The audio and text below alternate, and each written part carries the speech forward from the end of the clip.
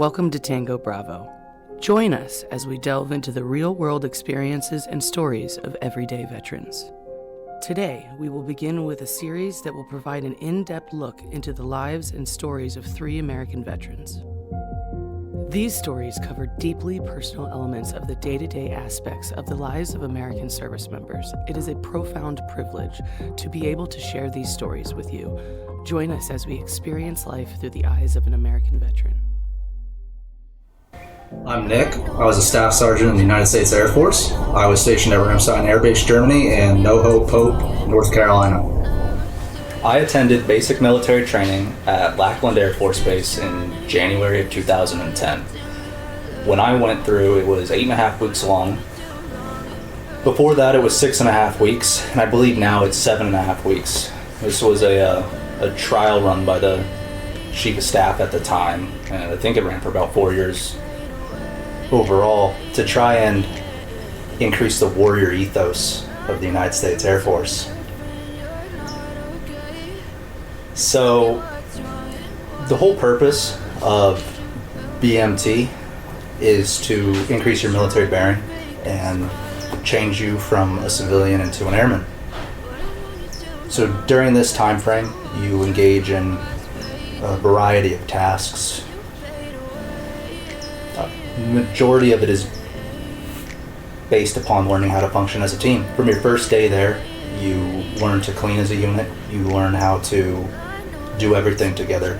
One of my earliest memories there is standing on yellow dots, and you have to pick up all your bags together and set them down in unison. And you're unable to progress until everyone in your flight can do it cohesively and without any sort of hesitation. And unlike a lot of other trainings, maybe the Army or Marine Corps, the Air Force is based upon attention to detail, because so many of our things are jobs that require you to never break your concentration. And that's not to say that the other branches don't have that, but with the largest career field in the Air Force being aircraft maintenance, you have to maintain high levels of focus to prevent errors on the airframe. So one of the things we always did is rolling socks. And you'd probably spend a solid 3 hours a day rolling your damn socks. Then you pull these things as tight as you can, stretch them out so they're not even wearable anymore. And you roll them all the way up, and then you had to have this smiley face on it. And then your TI come around, look at it, it'd be perfect. However, to him, look like garbage. Unroll it, throw it across the bay.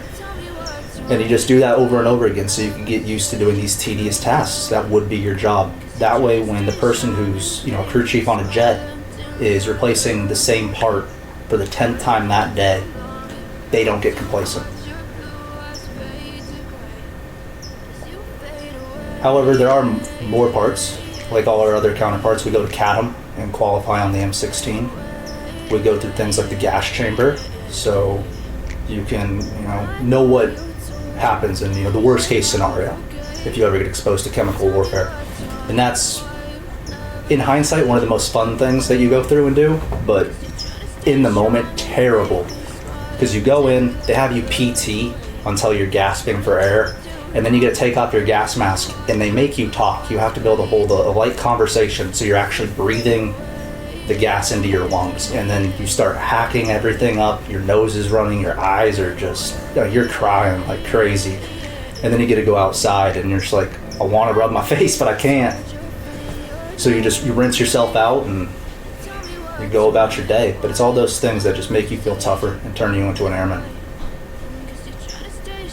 And the one thing, I don't know if they still do it now, but our final test was called the BEAST, Basic Expeditionary Airman Skills Training, which was like a 5-day field exercise where you go through things like a final ruck, a makeshift obstacle course. You go through what it's like to clear a chemical warfare site to see if it's okay to doff your MOP suit.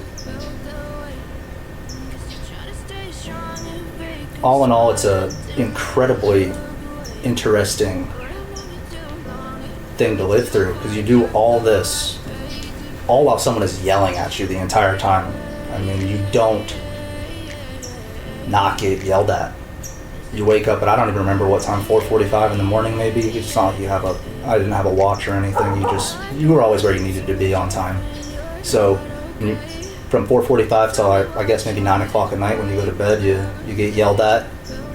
You march all around everywhere you go. I mean,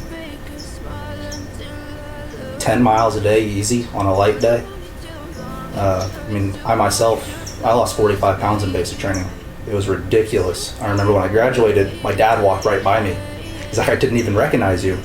I looked like a twig, I looked like a Q-tip, my giant, massive head just on top of my body. But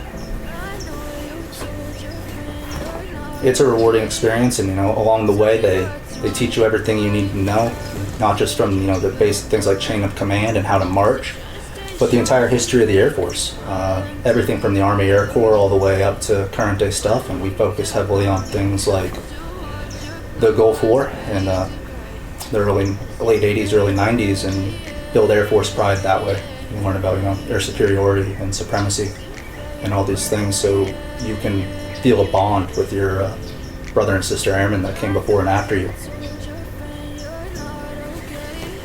And then at the end of the 8.5 weeks, you have your graduation ceremony, like everyone, and your TI makes his way through your formation, and he shakes your hand, and in that palm of his hand, he passes you a coin, and that's an airman's coin, and it has the Hap Arnold wings on it and the Air Force core values. And I still have mine to this day. It's really the only coin I have, actually. And I can't speak for anyone other than myself, but it's just one of those things that to me is important. I don't display it or anything, but it's cool to have and remember as a memento of that final stage, that culmination of all the anxiety you had when you joined and leading up to basic, and those memories of, oh wow, is this what I really want to do? And remembering that at that point it was the hardest thing you've ever done, most likely, and you completed it, and you joined an elite brotherhood of the United States military. This is Tango Bravo. Our goal is to give you the full experience of sitting and chatting with service members and hearing the stories and details that are rarely told.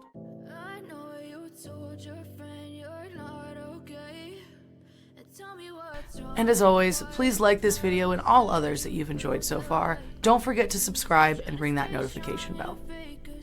Thank you for your interest and support in our developing channel. And remember, if you are watching this, you are a card-carrying member of the Thrill Hammer Nation. Thank you.